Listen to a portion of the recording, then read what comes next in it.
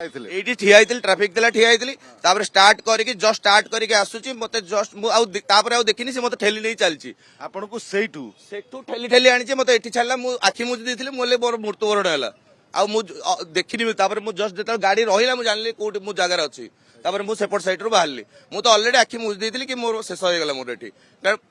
ଆପଣ ନିଶ୍ଚିତ ହେଇଯାଇଥିଲେ ଯେ ଆପଣ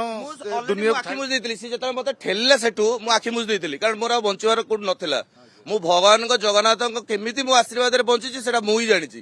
କାରଣ ସେଇ ସମୟ ସେଇ ମୁହୂର୍ତ୍ତଟା ଯିଏ ଯାହା ସହିତ ଘଟଣା ହୁଏ ସେଇ ସମୟଟା ଜାଣିପାରେ ସେ କଣ ହୁଏ ତା ସହିତ ଏ ହାଇୱେ ମତେ ସେଠୁ ଠେଲି ଆଣିଛି ସେ କୋଉ ପଟୁ ଠେଲିଲା କଣ ଠେଲା ଭଗବାନ ଜଣା ସି ଟୋଟାଲି ମଦ ପିଇଛି ଟୋଟାଲି ସେ ମାନେ ରାତି ସାରା ଥିଲା ଆଖି ତାର ପଡିଯାଇଛି ମତେ ଲାଗୁଛି ଆଇଦର ସେ ରାତି ସାରା ମଦ ପିଇଛି ଚଲେଇକି ଆସିଛି ଯୋଉଟା କି ହାଇୱା ଗାଡି ଆପଣଙ୍କର ମନା ହେଇଥିଲା ସରକାର ମନା କରିଥିଲେ ହାଇୱା ଗାଡି ସକାଳେ ଯିବେନି କିନ୍ତୁ ସକାଳ 7ଟା ପରେ ହାଇୱା ଗାଡି ଏଠି କଣ କରୁଥିଲା ସେଇଟା ମୋର କେବଳ ଜାଣିବାର ଅଛି ଏମିତି ଆଜି ଯଦି ମୋର ମୃତ୍ୟୁବରଣ ତାପରେ ଦାୟୀ କିଏ ହେଇଥାନ୍ତା ମୋର ଛୋଟ ଛୋଟ ଛୁଆ ଅଛନ୍ତି ଦିଟା ଝିଅ ଅଛନ୍ତି ସେମାନଙ୍କୁ କି ଚଳେଇଥାନ୍ତା ଏମାନଙ୍କର ଅମାନିଆ ଗାଡି ଚଳନା ଯୋଗୁଁ ମୁଁ ତ ମୋର ଠିଆ ହେଇଥିଲି ମୁଁ ମୋର ଆସୁଥିଲି ମୁଁ ସବୁଦିନ ଯେମିତି ଖେଳିବାକୁ ଯାଉଛି ଆଜି ବି ଖେଳିବାକୁ ଯାଉଥିଲି ଜଷ୍ଟ ଠିଆ ହେଇଥିଲି ମୁଁ ଚାଲି ଆସୁଥିଲି ସିଏ ମତେ ପେଲି ନେଇ ସାରିଲେ ମୁଁ ଜଷ୍ଟ ଆଖି ବି ମୁଜି ଦେଇଥିଲି